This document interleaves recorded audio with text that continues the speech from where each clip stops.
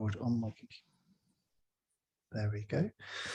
So good evening, everyone. It's Jim again from FP UK, and this is our fourth night now of the 14 days of Christmas. Tonight, I'm very honoured to announce Ruth Bolton. Now, yesterday we had what can only really be described as sort of the Star Trek of fountain pens, all about highly refined precision manufacturing techniques and sort of metallurgy and microscopy and kind of really advanced high-end tech. Tonight we're going in a different direction entirely. We're really talking about kind of the high artistry of fountain pens, which is hand turning ebonite, which is a bugger of material, and using beautiful Japanese urushi techniques to create pens that are, I mean, honestly breathtaking. Ruth's business, Shibui North, is based up in the northeast. Shibui means both subtle and refined, as well as rough and rustic. So when you look at her two most recent pen releases, you can see that really kind of that shining through on both. With her, I think it's the Yakutsuki finish ones, which would kind of be the rough and rusticy type ones, and then the urushi on ebonite finish, which are just incredible. Ruth is from the UK, but has spent, I think, 2 decades in Japan, and at least 10 of those studying urushi with some urushi masters over there, and has been making pens for about the last 4 years. So thank you for giving up your evening to talk to us, Ruth. The event tonight is sponsored again by Robert Oster Inc., so there'll be a bottle of that up for grabs. And I'm also sponsoring tonight's meeting via my website, Inky Dr. Jim, which I've had closed down for a bit, but I will be reopening fairly soon to do pen reviews and advice. And the lead prize for tonight, therefore, will actually be a model of the pen that I first reviewed for my website, the Izod's Paradigm, so an ebonite Montblanc 149 size fountain pen piston filler with an 18-karat gold medium nib. So that's a pretty cool prize, and we'll do a prize draw for that during the talk as well. So I'm going to hand over to Ruth. Ruth, the floor is yours, and please take as long as you need, and we'll go from there. Thank you. Hello, everybody. Thank you very much for coming and attending this talk. So it's hard to know where to begin. I've had like such a long process with urushi. I moved out to Japan at quite a young age, and I guess for me, urushi's always been a very ubiquitous thing. You know, it's very Japanese. It's everywhere. You'd be really hard pressed to walk into any store and find something without urushi on it, to be quite frank. Just to talk a little bit about the origins. It's a type of tree sap. It's taken from the sunak tree, which I think is like equivalent to like poison oak. I'm not like a tree expert. And basically what they do is they'll grow the tree, and when it's about 10 years old, they score the tree with like a special blade, and from that they take the urushi. And that's what I really love about this process. In the creation of urushi, you need to grow trees, and you can't destroy that tree. So, you know, they cut the lines, they take the urushi, and then that tree is left for another 10 years. So I really feel that like by keeping the art alive, I'm helping to keep nature alive, and that's become so much more important. And so for me, it's like it's a way for me to like keep my own connection with nature itself, and because you are using like a really raw, rough material. It's a tree sap. It's highly poisonous. I think in my whole life of using urushi, I've had 2 very serious reactions to it. you know, most people aren't allergic to urushi, but you know, you'll kind of like, you'll have a bit of a low day, you'll be feeling a bit ill, you'll just do that with your face, with your gloves on, and poof, too late, it's done. And but yeah, so I studied it in Japan, and the type of urushi you study depends on the region that you're in. I spent most of my time in the Osaka region, and the tradition of urushi in Osaka is black, with delicately drawn details of leaves and sakura, that kind of thing on top, but with decorated in gold or silver powder. And that's the really kind of Osaka style, which I'm technically a specialist in. But I guess that I've never really felt that my style's quite good enough for pens yet, to be quite frank. And that you find that in like And so so Kyoto is like here on like the west coast. You take a 2-hour trip across, you're on the east coast. You go to the east coast, that's your kind of Tamenuri style. And for the people who you don't know, that's kind of like a colored urushi with a kind of amber urushi painted on top, creating that a kind of very unique look. And there's a special brush technique that you got to use for that, which I'm going to demonstrate later. It's very difficult. It's one of these things you're going to put on an item and you're going to find out a year later whether it worked or not. Because, basically urushi always gets lighter over time. So if you lose in a translucent urushi and you mess up, in a year's time, you're going to have a really unhappy customer who's got nasty big streak marks all over everything. And so apart from the East Coast, I also went up into the north, and your north style is kind of like your kawari styles. So like kind of like fish egg, Nanako style, kind of like that creation of randomness.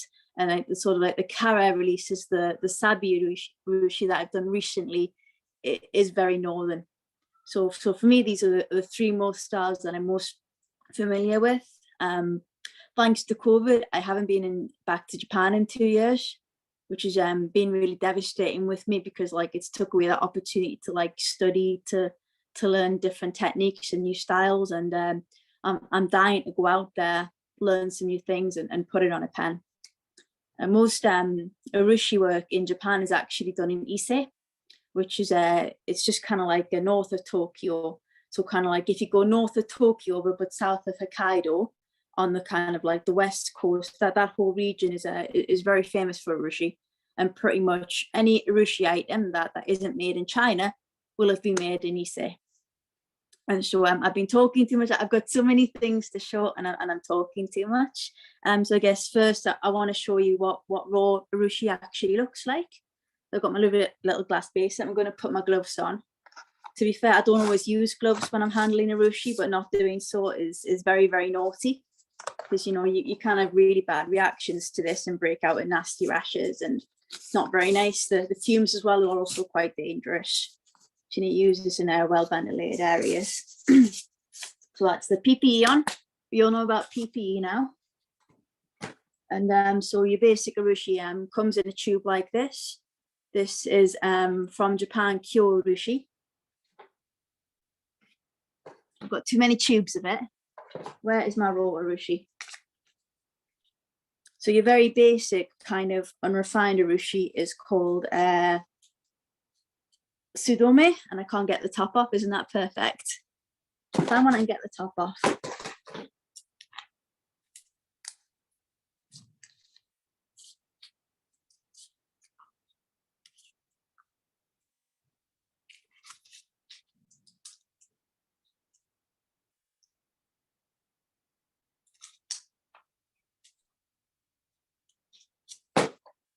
It's been a pain, I'm sorry.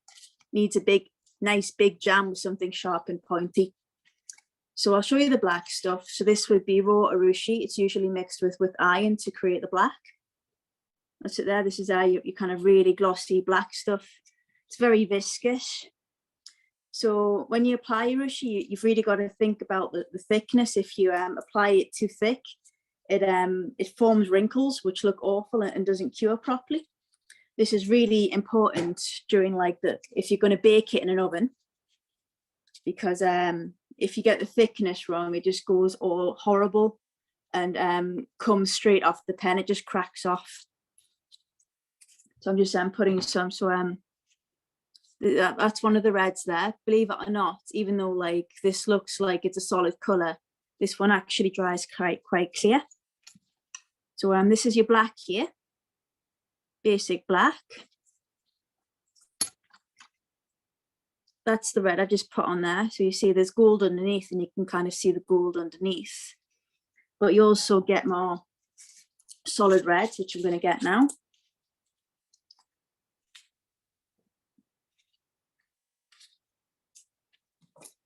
So here we have a much more bright red, which goes to this color. But as you can see, there's a massive difference between the brightness of that raw urushi and the final color of the red. The ruche is really bright. I wish I was good enough to keep it that bright. I really do, but I'm not. And then I've got some blue stuff here.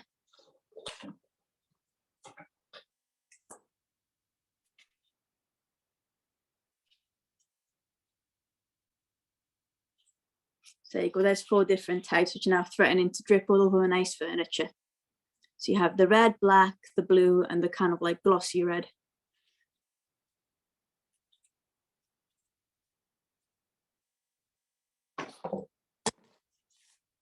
So the very first thing you learn as an urushi artist is called fuku urushi, which means wiped urushi. And how this works is you take a wooden item. So this is a pen made from wood. This is tiger maple wood, or curly maple it's sometimes called. You polish the pen to quite a high standard. You apply raw urushi, wipe it off, and you're left with this effect here. And what I quite like about Fukui styles is that it actually inverts the grain. So the areas that were dark are now light, and the areas that are light are now dark. And depending on how you apply, you get different techniques. So I'm going to show you. So this is the same piece of wood and the same amount of urushi. So at the top wood, the urushi was applied on lightly and then quickly wiped off. With the bottom wood, this urushi was actually rubbed into the surface to create a darker effect. So that's always what's really interesting about urushi, depending on the technique, but also the conditions of how you cure it. You can create a lot of different effects. So I learned most of my urushi techniques in Japan, and I came back to the UK and I had to learn how to adapt a lot of my techniques because I was in a different climate, I was in a different temperature. Urushi is really like sensitive to heat and humidity. And the general rule is higher temperature, faster drying time, brighter color, less shine. So depending on the effect that like you want to create, you got to think about what season am I in, what humidity do I want to set the chamber at, because to dry any urushi pen, it doesn't actually dry, it cures. So you put it in a high humid environment and the water around it sort of polymerizes it and cures it and makes a hard innate surface. But every urushi is different, so every color cures differently. If it rains, chances are you're going to ruin the whole batch because of the high humidity that day. And I have gone on, like in the first Kickstarter I launched in this group, to develop a technique called baked urushi, which it is found in Japan. It's actually one of the oldest urushi techniques, believe it or not. People think that because I'm using it on a metal pen, it's actually quite recent, but it's one of the oldest techniques out there. And I'm very sorry that I don't have any in fact, these aren't fountain pens. I do apologize in advance, but these were kind of like the bait technique ones. So this was amber urushi on an aluminium pen. Then we have black on a brass. This was the sabi style. So basically what you have is this is a sea sponge, and you very lightly dab it on, and then you put it in the oven. And the temperature at which you set it at depends a lot on the urushi. So this took quite a lot of experimentation of kind of finding that sweet spot. You put it in the oven and you blast it, and it significantly darkens the colors.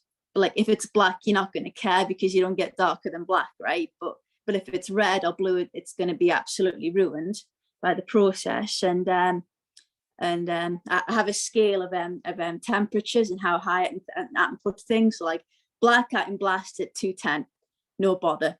Blue, I've got a slow cook at 120.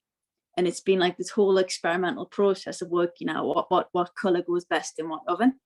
Yellow's horrible. That's why I've never released yellow. Yellow doesn't work in this climate. See, I have a yellow one here.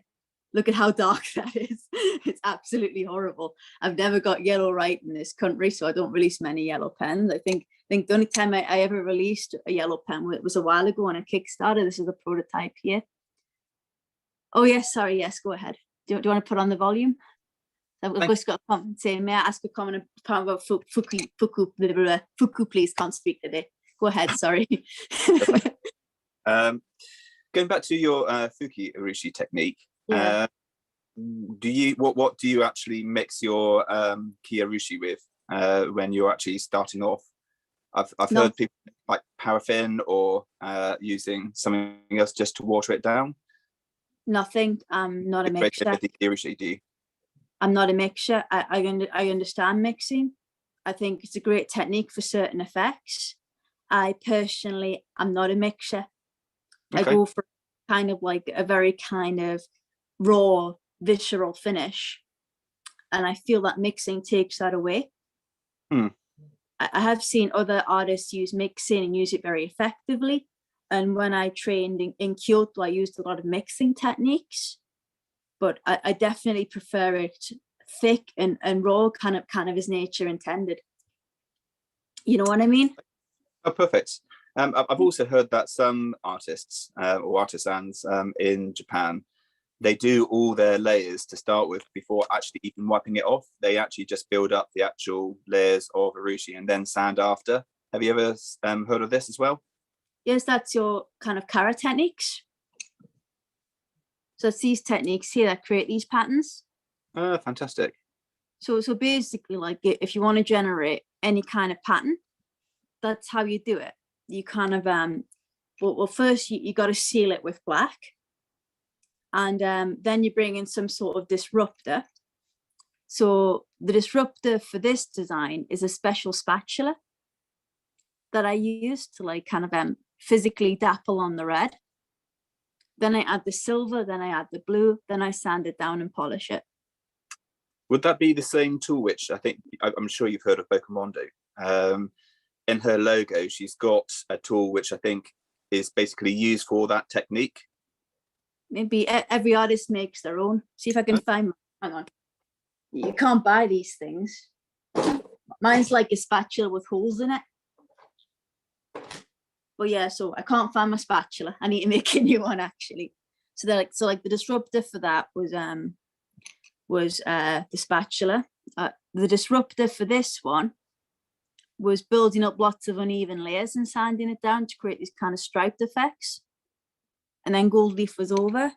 And then this pattern here used seeds as a disruptor. And this pattern here used egg white as a disruptor. So that's very much the kind of like northern styles, to be honest, that you introduce. So thank you for your comment, Lucy, that you introduce something that's going to interrupt the layers to create a pattern. And that's why every pen's like unique. So like this one here, you see up close, I kind of like painted with a brush on kind of like lines, and it's meant to be like a kind of like tree bark type thing. So yeah, just like sort of depends on what effect you're going to go for. Doesn't always work, unfortunately. I that last one which you showed, it's sort of reminiscent of what a sailor just did with their wabi sabi pens, which they've just done. It's kind of like textured, and it's just absolutely fantastic. Really beautiful work, Ruth. That's pretty, yeah. Like I'm all about like textures as an urushi artist. I mean, I know I spent like a lot of time training in Kyoto, like a really long time training in Kyoto, and I should technically be a maquillage specialist, but it never really spoke to me. And in a way, I never really found my voice until I went up to the north. So I trained in the Tohoku region. So I went to kind of like Aomori and that kind of region, and I kind of found these techniques. They're called kara techniques. But that's like that's a collective term. It's a bit like saying, you know, kind of techniques for applying black urushi. There's at least 50 of them, and that's where I kind of found it. And you always get an urushi kind of like, you get things that are generic, and you get things that are specific to a region. You get things that are specific to an artist, and I like to look for things that are kind of like specific to me, as opposed to like copying what everybody does, if that makes sense. Totally lost. Jose, I think you had a question, or was that a legacy hand? Oh, No, I had actually several, but I didn't want to interrupt. oh, you can interrupt. I don't mind. But you mentioned before that you couldn't do the bright red because you weren't skilled enough, and I don't understand why. Like, what do you need to do to make bright red? A lot of experience. So the kind of colors that like an urushi artist can create depends on like the level of experience and how well they can mix it, how well they can cure it. Okay. I'm not in that path on my urushi journey yet. I'm not there. I'll put my hand up and admit it. And that's why when like you look at kind of like the big names and they have these beautiful bright and beautiful yellow pens and they cost $2,000, there's a reason for that. Okay. You know, you can't like I can't get a bright yellow and bright red pen like that. It takes years and years of training and understanding to be able to do that. Okay. You know, I wish I could. Maybe ask me again in 10 years. I think there is a peak to what sort of brightness you can actually naturally achieve. I have heard from other urushi artists that some of the companies like Pilot, they actually spray their actual lacquer onto their pens. Whereas in relation to, say, like Nakaya, they actually hand apply it. So you can see a definite difference between the actual colors of those companies.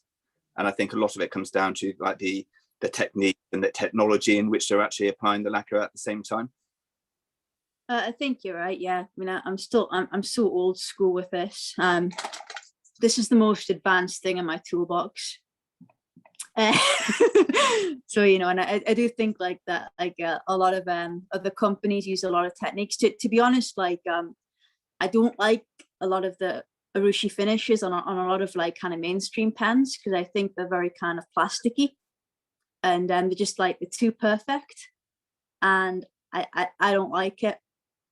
I mean, and I'm not digging on anybody who likes that sort of thing. I just personally just think that I much prefer something handmade, something from a person. Usually when like if you ever go out to Japan, there are a few famous pen shops. I've been to a couple. I went to Eboya. I love Eboya. But even then, like you go to Eboya, right? And you know, because like I talk Japanese, you know, I speak it quite well, and you know, they gave me a tour of the factory and everything, and they took me to the old workshop, right? And they had two beautiful Japanese old school lathes. I cannot emphasize how like beautiful these lathes are. I admire the old pen makers so much. They had this awful piece of equipment. It was this awful kind of like it's pedal powered, these lathes. They're pedal powered. They used to make their own collets and they used to make their own tools for threading. And I went there, I looked at these old school lathes, I had a little go, I did a bit of threading, I had the best day of my life. And I'm like, oh, aren't you using these anymore? And they're like, no, we've got a CNC one downstairs. And I'm just like, ah. So, you know, I don't think there are like many people or companies out there like hand turn ebonite anymore. And I think they're like a lot of like the very best of the best pens. Yes, there is some sort of a industrialization involved in it, and I have like done a lot of reading around kind of like because urushi is purpose for some industrial purposes. You know, you'll find it in like a lot of kind of like production, particularly not sound too macabre, around like funeral items, because urushi is quite heavily used on kind of like in the Japanese home, they have like a kind of internal grave, you know, where they kind of keep the ashes, and they keep a special book with like all the names of like the ancestors in it, and that uses quite a lot of heavy urushi and heavy application. And you'll find like industrialized urushi in quite unusual places you wouldn't think of, if that makes sense. But yeah, but what I really loved about Japan, like urushi shops like aren't really that mainstream, you know, not as mainstream as urushi products. In that sense, I used to go to like these lovely little shops, and they bring out all these lovely little things like handmade by people, which are just really special. You've actually got to ask, you know, this is Japan, right? So a proper Japanese store, like you go in and there's like a raised tatami surface and there's a counter, and you speak to people. There's no sense of browsing or going, oh, this thing looks nice. You got to sit there, you got to talk. I've got to be like, hi, I'm Ruth. You know, I'm really interested in like urushi pens, and they'll go, okay, and they'll go away for 10 minutes, rummage through whatever, then come out with like a kind of like really, really beautiful tray of like all these unusual things, and that's kind of how it works, and like the real kind of old school way. So like it's very different. If you think you're going to browse around Japan and find something unique, it doesn't work like that. You got to ask. It's weird, isn't it? I think there's a video on YouTube which has got something like 1.5 million viewers of the Fountain Pen Hospital in Japan, and I can't remember precisely where it is, but it's about this guy who just goes into the shop and then he's greeted by this quite elderly gentleman. They have this conversation. And yeah, you highlight that absolutely perfectly, because he starts talking about the writing styles, the characteristics, and then he just doubles off under the counter and brings out a selection of pens and then puts them down. I just thought, that is just something completely unique. And, we now live in a day and age where, certainly in the UK, the moment you go into a shop and someone asks you a question, we feel bothered by it, but it's completely different in Japan, isn't it? Mm-hmm. Completely different. Yeah, it's very important to like kind of build up a kind of rapport with it. I think I'm the same with my customers, to be honest, because like the product I make is, you know what I mean, it's not a factory assembled product, it's handmade, things go wrong, and I think we froze for a minute there. You're back. Okay, we've got you back. We've got you back. You're okay. There was an irony to that when you said things go wrong, and then things go wrong. While we've got the breakdown, I'm conscious Lucy's asked, how did you get into urushi techniques? What drew you into it in the first place? I'm just kind of like in school, because like obviously living out there for a long time, I went to a Japanese school, and you kind of like go on field trips and stuff to these kinds of places, and I just kind of like picked it up, and it's the sort of thing you like study, is like kind of like like art evening class type things that you get here. Or you kind of like do little kind of day course type things. There's no formal education in it. There's no like degrees or classifications in it. And there probably is like trade schools for it, but I'm not entirely sure. That's something I'd have to look up. And it just kind of like took off from there, really. It takes a long time. I think like, some techniques are like really in your head kind of thing. Urushi is like all about kind of like feel and touch and stuff. Even though like I showed you stuff out of tubes, I still kind of do my own mixings after they're out of the tube to make sense. I've got my own kind of recipes that they're my secret guarded recipes, and I wouldn't share them with anybody. And I've got to adjust them based on the season as well. But like they're not even measured. It's here, like it's what I see, it's what I feel, it's what I know is right. And I know that's so weird. No, it's art rather than science, and I think that's the rather lovely thing about this, as I say. So when you're building up a pen and building up the layers, is it a highly planned process in the sense that you know what you're doing for every layer, months ahead of time, or is it very much, because you said it's by feel and by art? I presume it's more that you see what each layer's done and then work out what you'll do and almost solve it a layer at a time, is it? Or I wish, like I think I know what I'm doing up until the last 10 layers, then it's anything goes. And why the last 10? Because the first like 40 or so I can cover up any mistakes. After that you can see everything. and like I say, things don't always go to plan. And to be honest, sometimes things not going to plan has been some of my best work.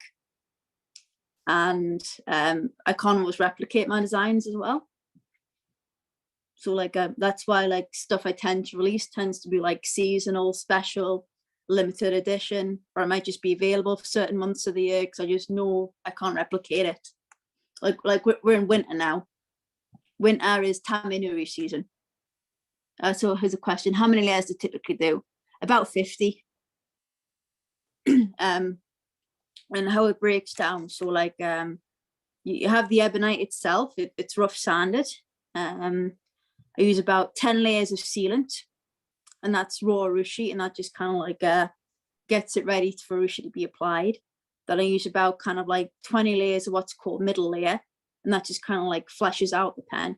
And the last 10 to 20 layers are all decoration and polishing layers. And those are the unpredictable parts, really.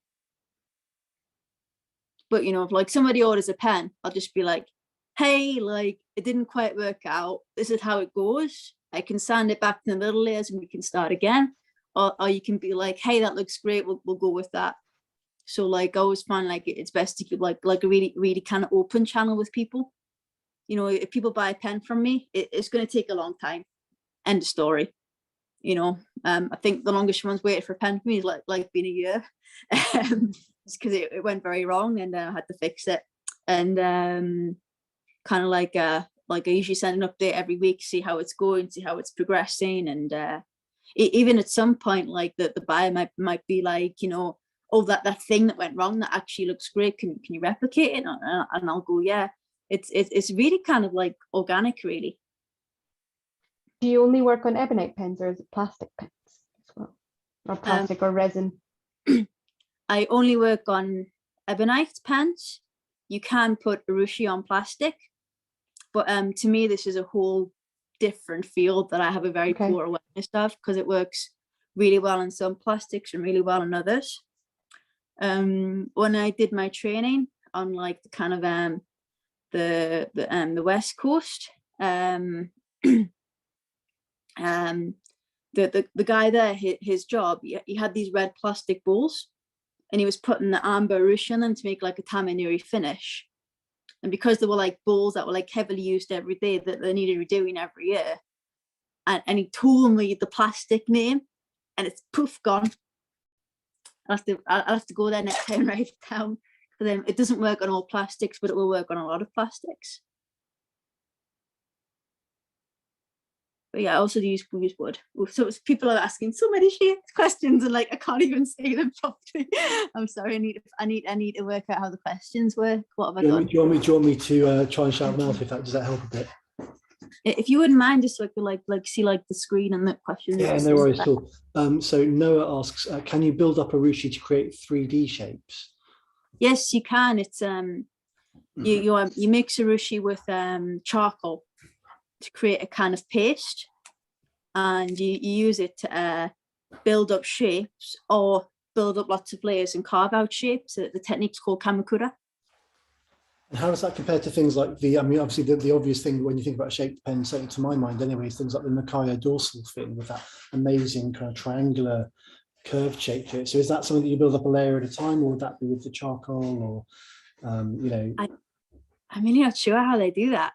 I actually think that they do it layer at a time, to be honest. Okay. That's my impression from having like studied and read their work. But like I say, that the urushi makers, they're not going to tell me. How do you handle the pen so that you don't get marks during the application or curing? That was Ross was kind of curious about that. So, you know, how do you grip it or hold it? It's going to get marks on it. Just polish it. But that's what marks, because it's like finger oil, isn't it? Because like urushi pens like oil, it polishes them, it makes it yours, it makes it unique. So you know you want to be using it, you want to be handling it, you're polishing it. And if you're bothered because you want to show it off and be like, oh, this is a nice pen, just get like, you know, like those microfiber glasses for you know what you use for your glasses. They just use one of them and just give it a rub and it'll come right off. Awesome, thank you. And then we've got another follow-up question. Andrew, I think we all know he's super excited. So Andrew's really exploring urushi himself at the moment, so he's loving this talk. I'm sure we'll have more questions as well. Noah asks, how hard is urushi? So how easy is it to scratch or crack if it's done properly? On the Mohs scale, it has a hardness of 5. And so that basically means it's fingernail resistant, so it's not really that hard. Baked urushi can have a hardness of up to 50, believe it or not, depending on the process of how it's cured, but there are a lot of factors in the final hardness. And what are the pros and cons of baked versus naturally curing? Because obviously you offer pens with both types at different times, haven't you, so far? I do. pros and not so much pros and cons as like different applications. Bake's gonna go on metal because you can't really bake wood or urushi, you're just gonna melt it. Bake can be done a lot quicker, so it has a lot higher turnaround. Baked is a lot harder, but also baked has a limited number of techniques, and you can't use as many kind of like mixtures with it either. Especially like because some of my work uses egg and tofu. I can't use that on baked. You end up with an eggy pen, a scrambled egg urushi pen. So on the other side, when you're air curing, it takes longer. You need more layers. You need more techniques. You can use a lot more techniques on it. So I wouldn't say there's pros or cons over the other. It just like it depends on what you actually want to achieve with it. If that makes sense. I can certainly testify to the hardness of baked urushi. The Miki, they bake their pens because of the mass manufacturing aspect of it. Yeah. I had a heart in the mouth moment because, well, no one wants to drop their urushi pen, but I dropped mine on the conservatory stone floor, and there was not a single dent on it, not a single dent. So yeah, I can really testify to the hardness of it. It kind of surprises me how and why they actually say don't actually post the cap on an urushi product, because it is a pretty hard product. But I guess because the artisans are so sort of precious about their work, they don't really want to run the risk of any defects happening. I mean, have you got anything which you can add to that? Yeah, like if it's air cured, you are going to scratch it with the threads. End of story. I design all my stuff not to be posted unless I put like threads on the end of it. Maybe that's the kind of urushi pen maker within me speaking, but I hate posting caps. I hate it so much. Well, that makes me think, if I may, is possibly because they probably make urushi in all ranges of hardness, and they have a kind of a one catch-all warning for everyone. So if you buy an urushi that is air cured, it's going to scratch. If you buy it baked, it's going to be harder. But they send a warning to everyone anyway. So that could be why they say don't post it, even though it's baked. Even though like you got like threads on it, like grit and nasty things can get in threads, and then you're scraping that all over your lovely pen. So I think it's just not worth the tears. You know, I'd rather not take the risk. Can I ask something about regions? Of course, yes. Yeah, back to what you said about Osaka having their own style, other regions having their own style of applications. I'm actually curious to know, other than fountain pens, are there any typical objects that relate to regions that you expect to see in urushi? Let's say if you go to Japan, to a particular region, and say you go to a shop, do they specialize in particular accessories? Yes, a lot of regions have their own kind of like style of it's called shoki in Japanese, which is like you kind of like your dinnerware and stuff. So like there's one region which like it was like an old war site, and they did like these really big thick bowls with these big thick bases, and like they slathered on this dark brown urushi, and like it's kind of like this really kind of rustic kind of style.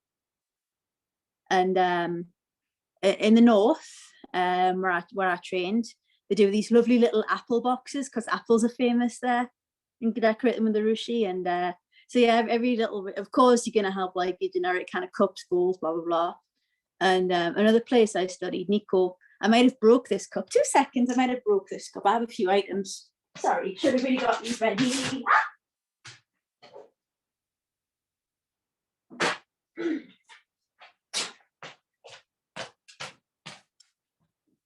So this is Nikko style.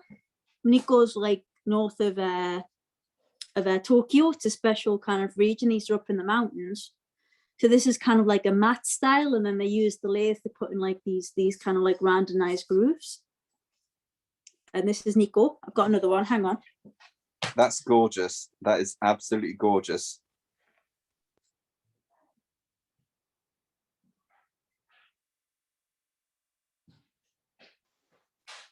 What is that actually on? This is from my teacher. What is the base of it? Oh, I'm really sorry, you're breaking up. I think Can- she was. What's the base of the actual object? This is wood. This is just a nice cup. I used to have a black one, but I broke that. And this is from where I trained, and kind of like the West Coast. The names really escape me. I'm being a bit today. I'm thinking of is Phoenix. I think it's named after Phoenix. Hang on, I'm going to be 2 seconds. I'm just going to Google it on my phone where I went. Get the map of Japan.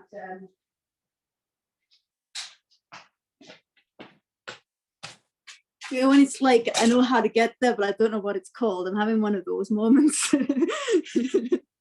Right, map of Japan.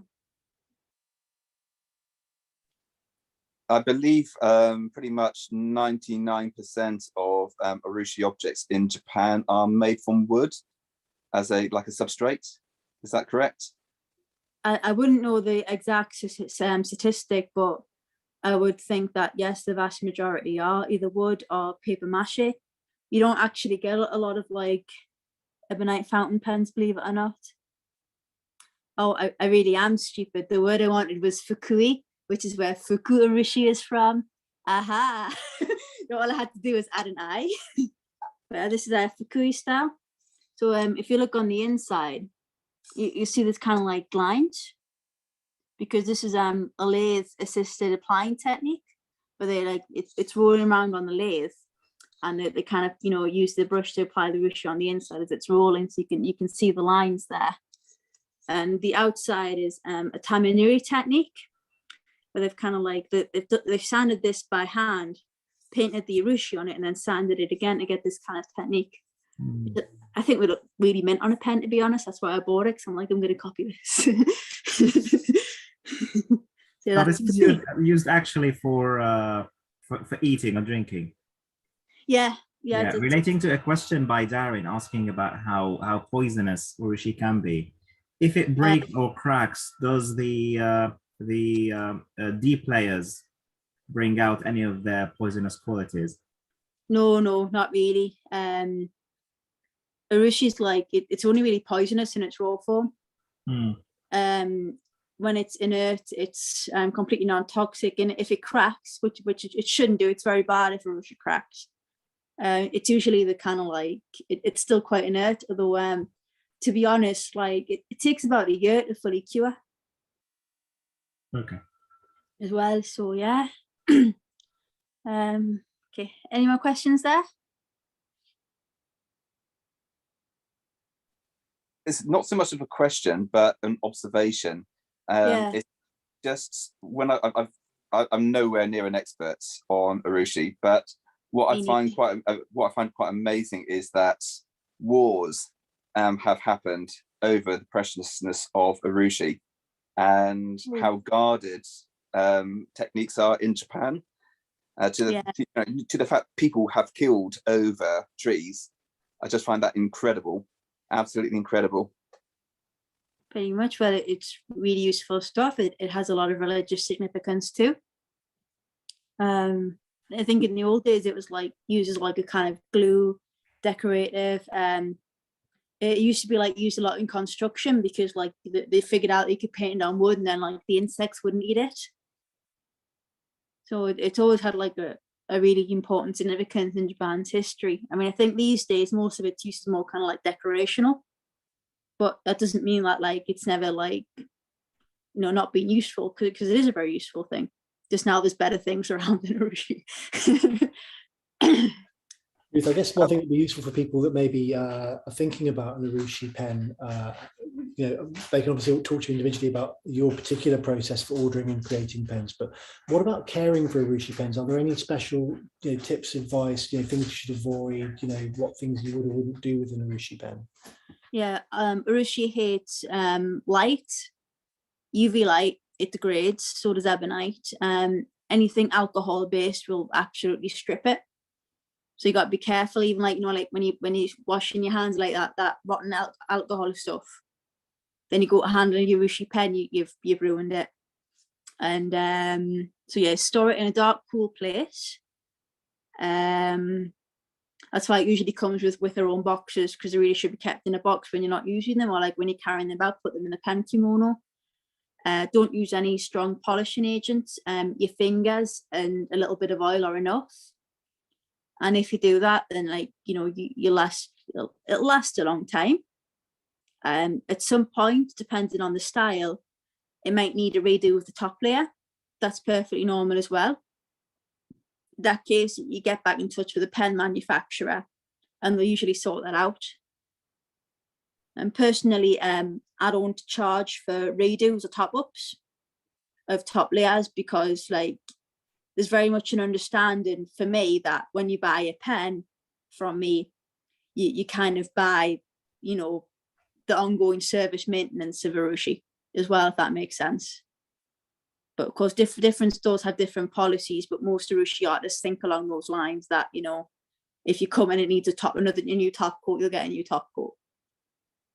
You and Andrew mentioned earlier that that the majority of Urushi coated items in Japan are made from wood, and I wonder why. What draws you towards ebonite rather than maybe making wooden pens? Obviously, you've got some wood pens, but are there major differences in how those materials handle the layers, or is it just to do with the overall feel of the object, or is there sort of a specific driver, I guess? Yeah, well, I love working with wood. Wood and Urushi, they're so unpredictable, and together with a little bit of a nightmare. Yeah, like for example, like I turned this pen, right? It's beautiful. Over time, it's warped itself a little bit and decentered itself from the lid. And I'm like, oh, how could you do that to me? Oh, man, humidity in wood, it's a nightmare, isn't it? It is. That's a big problem with wood. Ebonite's fairly stable if you keep it out of UV light. Wood's not. It warps and changes and ages. And Urushi doesn't prevent that process, but rather like it adds to that process. But if you want like a beautiful flush wooden pen with Urushi on it, oh my goodness, I'm sorry, it's just not going to happen. I know Edmund had his hand up briefly, but before Edmund gets his question in, Andrew, it sort of ties into the same stuff actually. But Andrew says, you know, if you're someone who's sensitized to poison ivy or poison oak, so you're aware that those are obviously plants in the UK that if you touch them, you can get sensitivity. Would that then make you sensitive to Urushi? And as far as you know, would that be a problem? It does, yeah. Actually, like advise people, if you've ever had a reaction to poison oak or ivy, to refrain from buying an Urushi pen. Now, what I do for people who get interested and contact me is I send them out a little cured sample to interact with. And if they have a reaction, I say, just don't.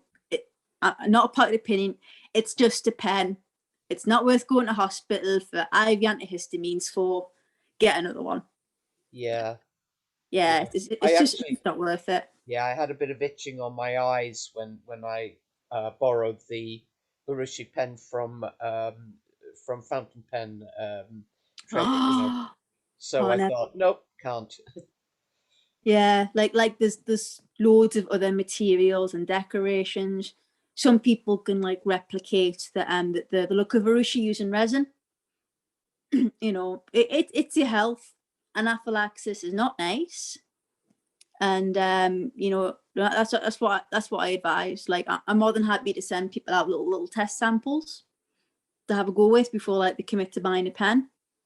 But like at the same time, like I don't advise people, because like Urushi is one of these really funny things that like if you've had a previous reaction, you'll use it without problems for years, and then suddenly, bang! I've had it happen to me twice. And you know, I'm not always the best at like following protocol and procedure, and I'm just like whatever, and like I'm covered in it at the end of the day. But I've had two, and they just happened very quickly, and the rashes are incredibly painful, but they can also like spread into your lungs as well via the fumes. So it's really not a nice reaction. Get an ebonite pen instead. Yeah. And get it from a Thanks. boy. They're the best. Oh, thing. I love Eboya, Eboya. Yeah, I only use Eboya ebonite, to be honest. I do occasionally use Sem if they're really something pretty, but yes, I love Eboya ebonite. Like, they do gorgeous pens. I love the shop. They're so nice. Edmund, did you have a question as well, or was that a legacy hand? Yeah, I just wanted to make a comment on the caring for urushi pens. If you go onto the Izod site, they've got a Nakaya for sale, and the person clearly didn't know and had it in a display case with sunlight blaring onto it, and you can see there's the whole sort of half the pen is completely matte from where the sun's damaged it, and then there's one layer of shiny, one sort of stripe of shiny clearly where some lead has been, and then there's a thicker layer of completely matte, and then the rest of the pen, kind of maybe 1/3 of it, is actually in good condition. It's it's heartbreaking, but it's a great illustration to show what sun damage can do to it. And this was on the Izod site last week. I sort of saw the price and I thought, oh, here's my chance to get a Nakaya. But as soon as I actually opened the picture up, it's like, definitely not. All you can do then is strip it, to be honest, at that point. Just sand it off, strip it, start over. Yeah. But then again, like, if it's been really bad exposed to sunlight, I'd try to think what the ebonite's like underneath as well. So it's a bit like, ooh. Yeah, I know we all love bargains. I love bargains. But yeah. Any more questions there?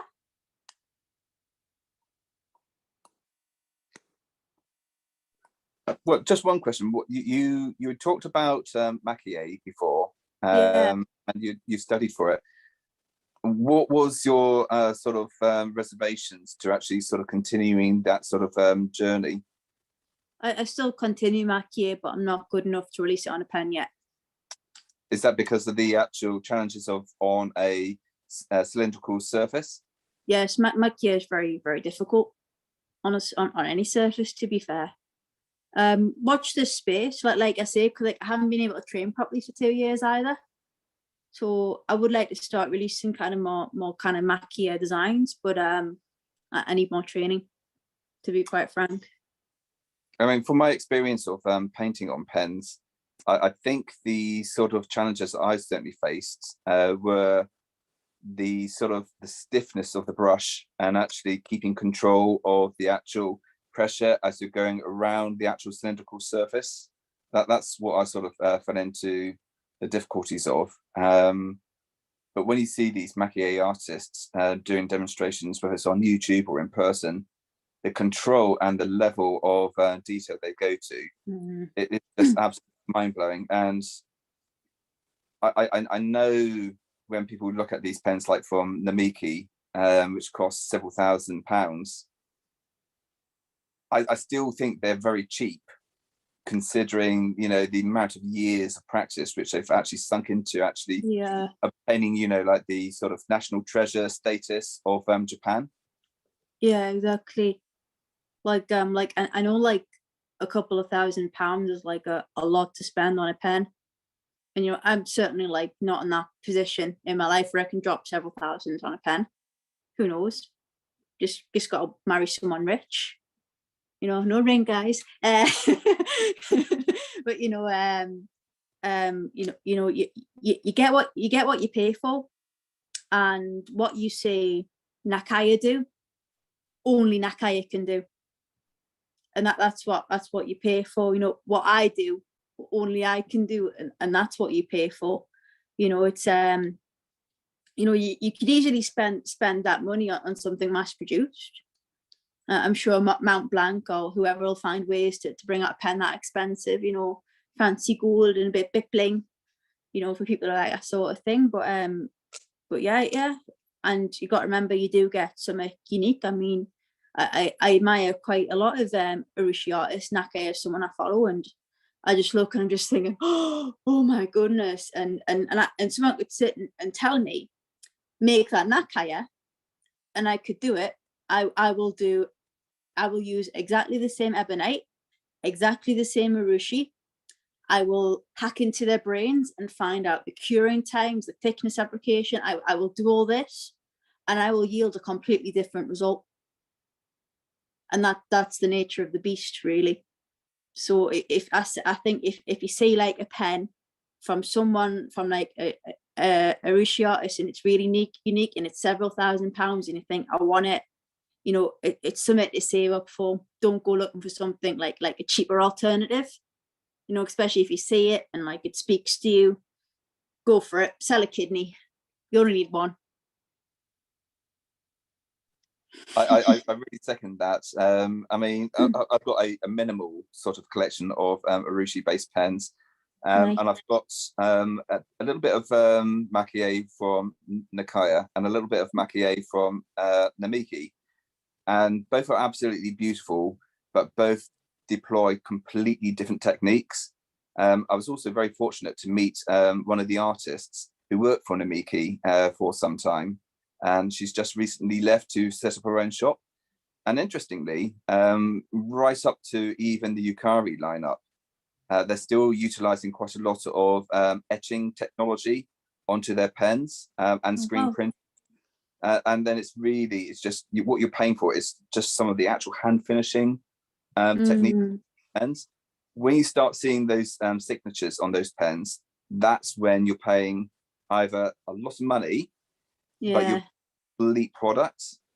And I think that's what actually sort of what appealed to me with Nakaya, is that everything is literally hand done, you know, right from like the Mooncat, which is quite affordable at $1,000, going up to, you know, like the $30,000, $40,000 pens.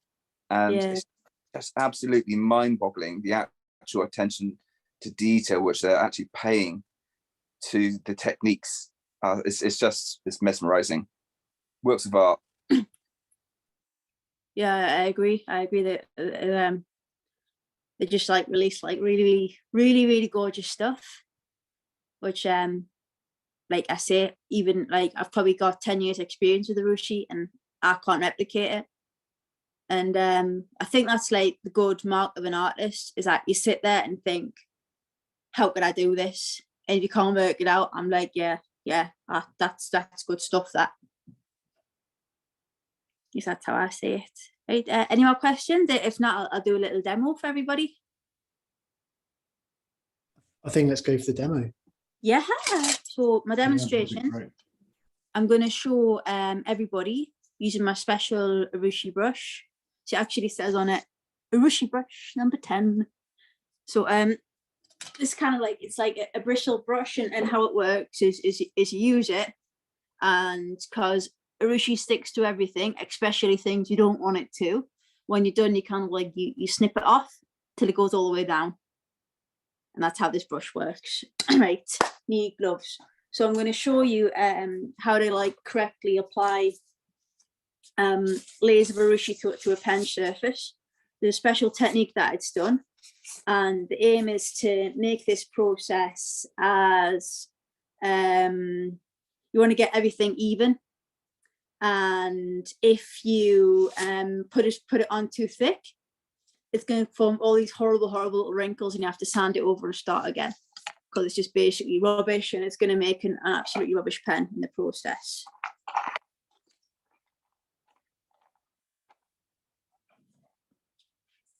So this is like a barrel of an urushi pen. Don't drop things. Always dropping things.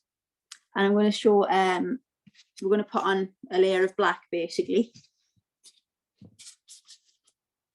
So how I work, I like to work off my gloves, which is actually really bad practice, and my teacher goes mental at us for it.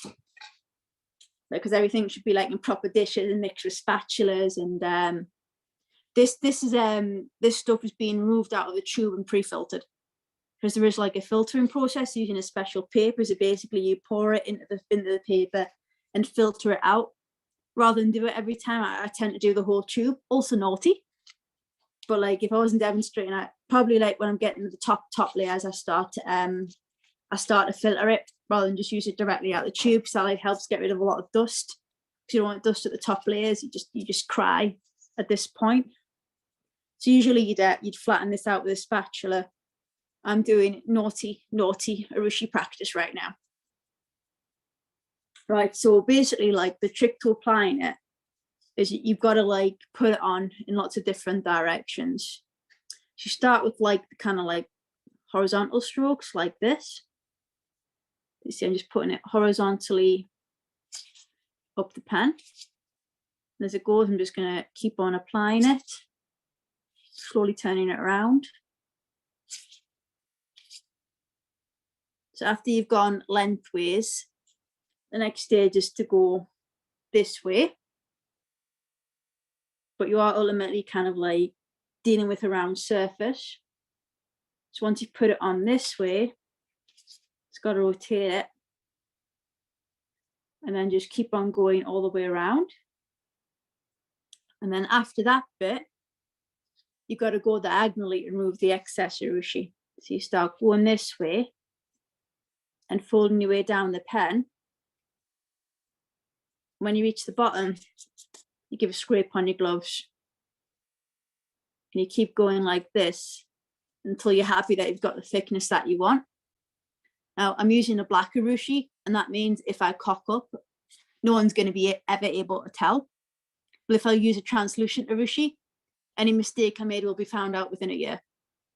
So, because everything gets lighter, and you'll not see it on the first cure when it first dries, but yeah, it's going to show up. I can remember like when I first studied it, I was doing bowls. Bowls are the hardest thing to paint because you got, you know, the outside concave bit and the inside bit, and that's what we do. We'd paint them, put them in the cupboard for a year, and afterwards my teacher would bring them out and he'd go, "What is this? Look at that! Look at that!" Ah, and tell me off because like it was just a complete mess. That's why it takes so long to study, because sometimes you gotta wait so long to see what it actually looks like. I mean, right now I've got 4 bowls sitting there in Japan waiting for me to inspect them, see how I did last time I was out there. so yeah, I'll send the basic technique. So like I've got so many brushes.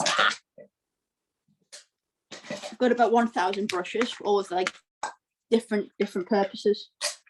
Don't even want to start on my brushes, and then there's chisels as well for like carving different designs. I've probably like got like a ridiculous amount of tools in a massive toolbox. And so yeah, that's the basics. There's also like lathe applied techniques. I don't know if anybody saw did you see my campaign where I had like the red and the black and they all kind of merged together? And that's a lathe applied technique. And then, you know, you've got your spatulas, your chisels. So yeah, I'll go through a few of the things that I've done and call it a day. So this pen here is Nanako Nuri. This is done with rape seeds. So basically, you slather the pen in a very thick layer of urushi. I roll it in a very high-tech Japanese thing called cling film, and I leave it alone for a week. And then I prop it up, let the seeds fall off naturally, and then you get like these kind of like little kind of like fish egg things. So this pen was relatively successful, but see, botched it there, and I botched it somewhere else. Yes, so I botched it in a few places. So it's not quite perfect yet, but one day I will master Nanako. That is my aim. I think I already showed you this one. So this is kawari. So kawari is basically you have black, you have a disruptor agent, which in this case was egg white. Then you put gold on top of that. Then you put amber on top of that. Then you sand it down, and the final result is your pen. That's kawari. I did the same with this pen here. I love this bit here. This is technically over sanding, but I absolutely love it. Don't ask me why. And Ruth, on these pens, are they on these particular finishes? Are they tactile or are they smooth on the surface? It's quite hard to tell on camera whether they're sort of slightly tactile finishes or if they're purely smooth, almost lacquered finishes. These are all smooth, especially when you've used egg whites. If you leave it rough, it's just going to end like an eggy pen that's going to flake off. So these are all smooth. The only like tactile finish I do is the sabi finish. But I could work on more like tactile finishes if like I do more kind of like solid mixes with charcoal. Okay, noted. No, I just think it's amazing because you look at them and you kind of get the sense that they should be kind of like quite tactile. Yeah. One of the things I love about these Urushi pens is that ability to create that. I mean, that beautiful kind of almost underwater look, as if you're looking at the bottom of a lake or the bottom of a pond or something. You know, I think it's really cool. It's kind of what I go for, and I prefer. So the problem with tactile finishes is that they're really easy to cock up. That's why you pay quite a lot of money for them. Because you introduce like an agent and you don't sand it down. And that means if there's any kind of nasty bit of air or like a bad bit of cure, it's going to break off. Sure, that's why they're quite expensive. They're quite tricky. Amazing. Show us more. Show us more. I think people are really keen to see. Yes. So there's also. I mean, a real question here. You know, obviously we all know that you know, a lot of these kind of Japanese Urushi pens, you know, are in the hundreds, or you know, the high hundreds or thousands, or even tens of thousands.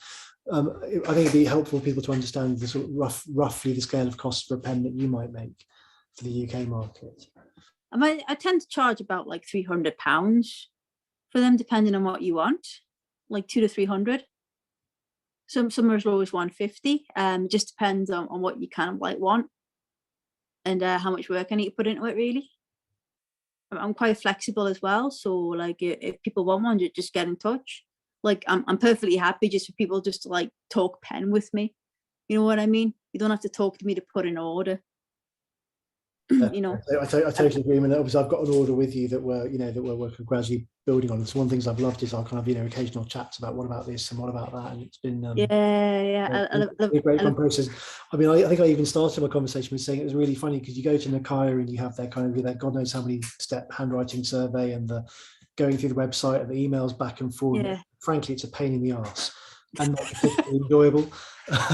It's curious, but you know, actually dealing with you has been an absolute delight, and I think the pens that will come out will be much more interesting and much more beautiful in a way, to be honest with you. Well, ultimately it's your pen, you know, you do get involved with it, you get a bit design element in it. You know, if someone comes to me and they're like, you know what would be really, really, really, really cool if we did this insert weird idea here, and you know what, I'll say, do you know what, it might not work, but I'll try it. I'll do a little tester, and if it works out well, yeah, we could end up with a big horrible globby mess, but you know, nothing ventured, nothing gained, right?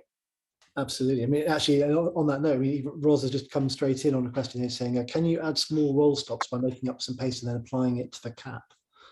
Sorry. We've got one question from the group from Ros House saying, is it possible to make roll stops for the pens, perhaps by making up the paste and then applying it to the cap, or applying a bead of it to the cap, that kind of a thing? Yeah, you can do it with charcoal, but it's going to take about 6 months to do that. There you go. Ros, there you go. Now you know. I think my pen's probably going to be 6 months anyway, but that is totally not a problem. Yeah. Oh yeah, because you ordered blue ones. So basically, if you order from me like anything in blue, you're gonna wait, because blue is just really, really, really hard to cure in this climate, because it has to be applied like much more thicker than the other layers. So what cures well in this climate? Red and black are absolutely fantastic. After that, blue is purple is impossible, and I don't even want to talk about yellow anymore. Purple, I can only do purple in an oven. I've tried to cure a purple pen for over 2 years, and I've given up. It just, I don't know.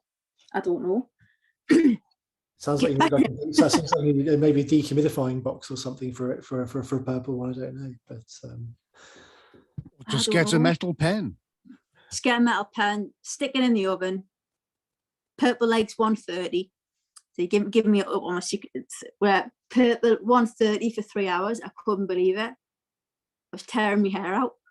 Oh, you know what on earth takes 3 hours in an oven? You know what I mean? Well, the results are much loved. Don't cook my dinner that long.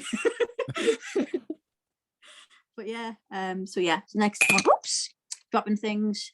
So this one is Negoro.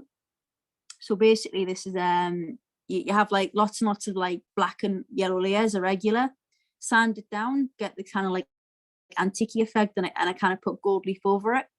I'm sorry, I've never ever been able to replicate results with gold leaf. It was a very warm, hot summer. I've since abandoned attempts. And this is actually a yellow nanako. It's really hard to see. Somehow in my Genius, I put yellow on yellow. And there's a contrast there. Don't ask me how I did that. It was meant to be black. And this was one release. So this one was Autumn Skies. So this is your carrot technique. Basically, it's blue, spatula with red, silver on top, blue on top, sand down polish, and that's the final result of that. Sabi finishes with the sponge. These were done in an oven. So this is like copper, brass, aluminum, red, black, amber, sponge it, oven it, and that's those ones. Were those kind of like the ones you did for your Kickstarters? They look sort of reminiscent of the Kickstarter ones you did, maybe. Yeah, those are the same ones. Yeah. But I know people don't like ballpoints here, so I'm trying not to focus too much on the ballpoints. Like when I first joined it said devil sticks. I'm like, oh, they mean e-cigarettes. Oh, thankfully I didn't post any ballpoints. I would have made a couple of enemies, you know. But honestly thought that's what they meant, e-cigarette, because when I like terms like, I mean, I don't smoke. It's a terrible habit. It's a terrible colloquialism of us to call them devil sticks. I mean, you know, I think in the end these techniques are beautiful on any pen, really, but we'd rather they were fountain pens for sure. That's fair enough, and I'm more than happy to respect that. But I do make ballpoints as well, and this one's just black. This is one of like my really early works, and I'm so clever. I rushied the nib into it and it's stuck forever. So yeah. Does anyone want a cheap pen? You're never getting the nib out. And yeah, and then this was like this one's a bit of a weird one. So basically this is like a revival of like an old vintage design. So how it works, right, is that kind of like you have your nib in here, right, and it kind of screws back in. And when you're done with it, you kind of like unscrew it, and then it screws back into the unit, kind of thing. It's actually an old design from the 1920s I was playing with.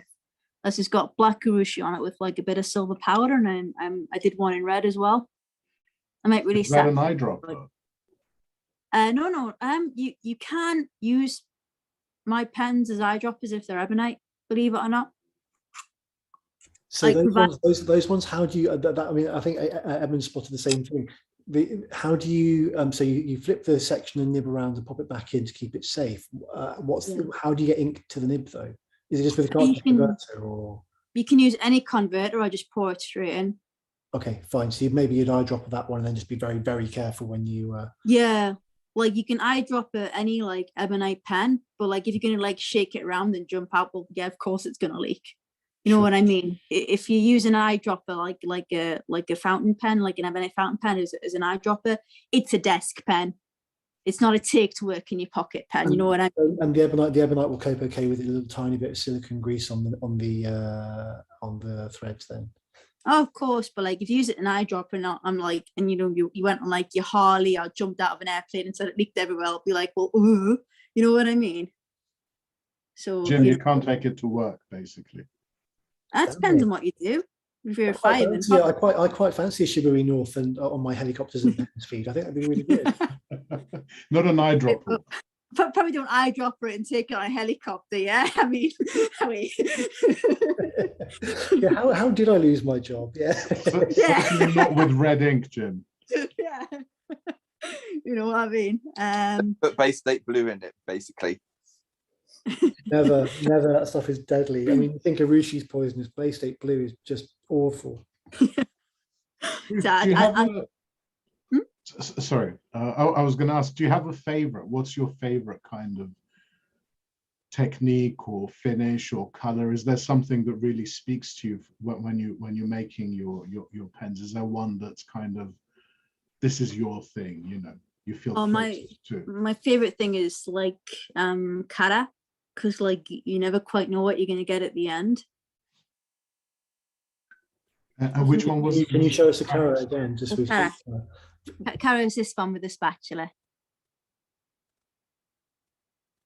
Brilliant. I just love this because like, especially when I do it in the oven, right? Because one of the fun things about the oven is that like different urushis have like different thicknesses.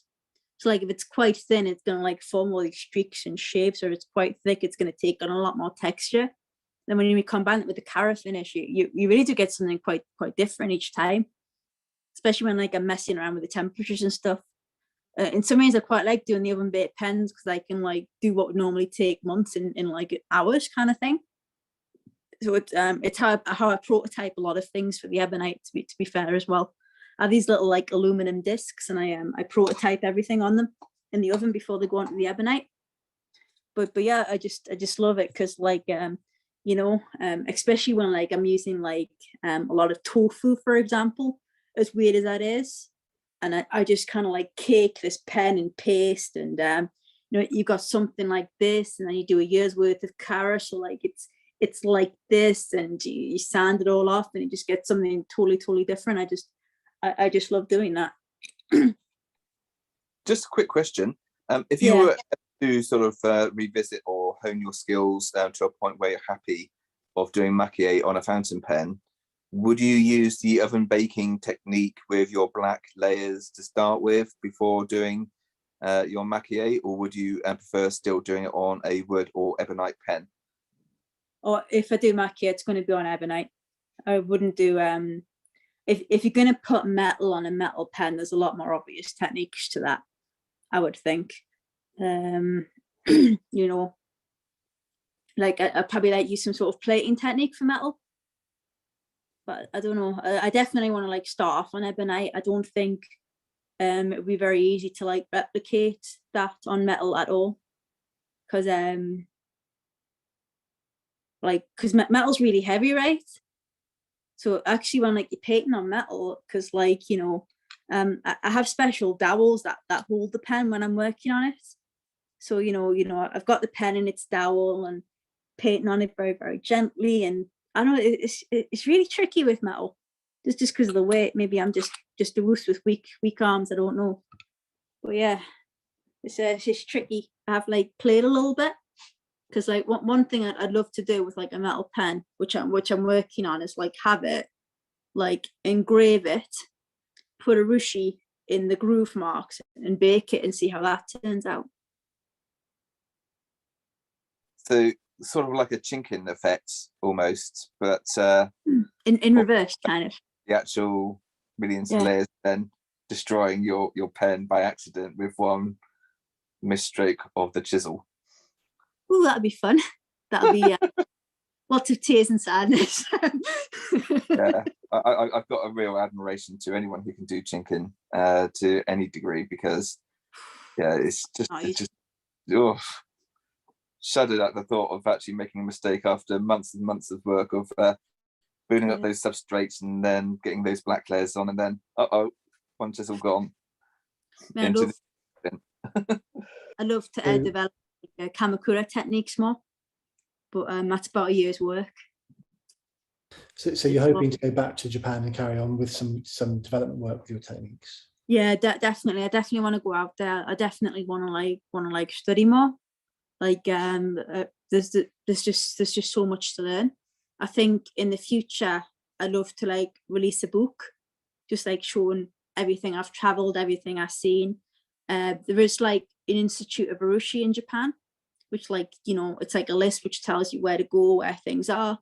Once again, if you don't read Japanese, you're not going to understand it. They don't put these things in English.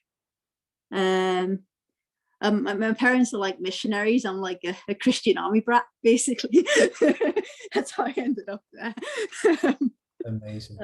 Guys, if there aren't too many more questions, what I think I'm going to do, I'm going to draw the winner for the Izod's pen. The Izod's pen, it's a lovely pen. It feels like it's going to pale in significance because anything you could make, but the Izod's pen, the Izod's paradigm is a beautiful thing. So we did a draw for the winner while you were chatting, and so I use a random number generator on my phone and then just compare it to the list of people in the chat so you're aware of it. So the winner of the Izod's paradigm, and I'll show you what that looks like just so that those of you that don't know it will hopefully see it. Hopefully you can now see that on my that's on my screen. Is that coming up to your screen now? Yeah. So I reviewed this on my website a while back. This is the Izod's paradigm here. This is the one. It's the launch edition number 8 in blue ebonite or teal ebonite. It's a piston film made by Mayora on behalf of Izod's.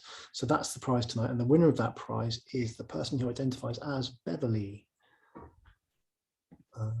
Just end the screen share there. So well done, Beverly. Congratulations on that one. Round of applause to Beverly. Well done. So if you get in touch with myself or Steph via Facebook Messenger, and we'll get your address and things, and we'll get that out to you. Really great pen, and enjoy it. It's I hope you really love that. And then the second run-up winner for tonight, who gets a lovely bottle of the FP UK Robert Oster Special Edition ink, is Noah Masterani. Congratulations, Noah. Great.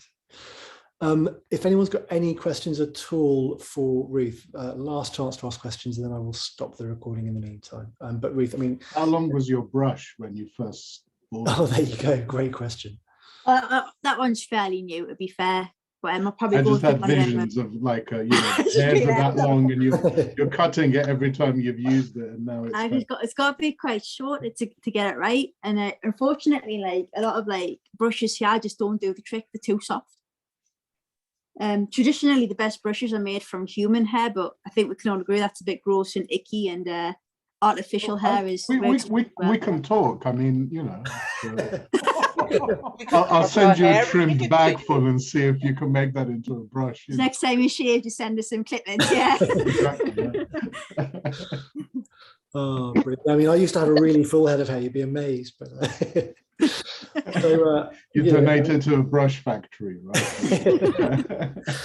so I mean, Ruth, I mean, you know, thank you so much for giving up your evening talks. It's been absolutely fascinating.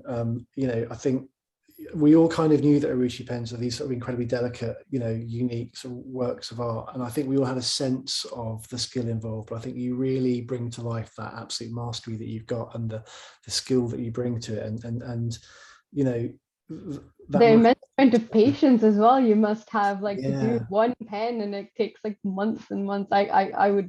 I would lose my shit if I something. Absolutely. I do lose myself on occasion, and I'm like, oh, I'm going to blowtorch this pen out. It's amazing. So there you go. To everyone who's watching, you know, you've met the master. Now go and buy her pens. You know, Shiburi North. If you Google it, it's the first link that comes up. You know, I certainly can't wait to receive my Shiburi pen. And yeah, you know, I think they're seriously impressive works of art. So thank you for bringing them to the fountain. I mean, on the website, things come in and out depending on what I've got, depending on what materials I've got in stock at the time. But if you know I've done something and you really want it, just get in touch, and I'll give you an idea of the time frame.